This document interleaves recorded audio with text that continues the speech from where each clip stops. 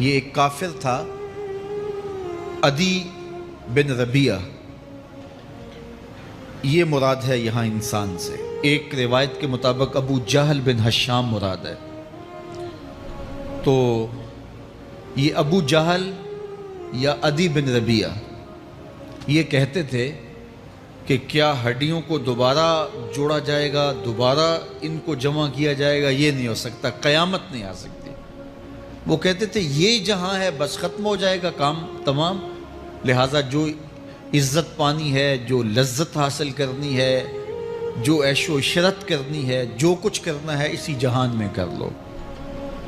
آج کل بہت سارے لوگوں کا رویہ بھی یہی ہے کہ بس ٹھیک ہے، یہ دنیا ہی سب کچھ ہے، آخرت بس ایک اعتقاد کی حد تک ذہن کے کسی گوشے میں ہے۔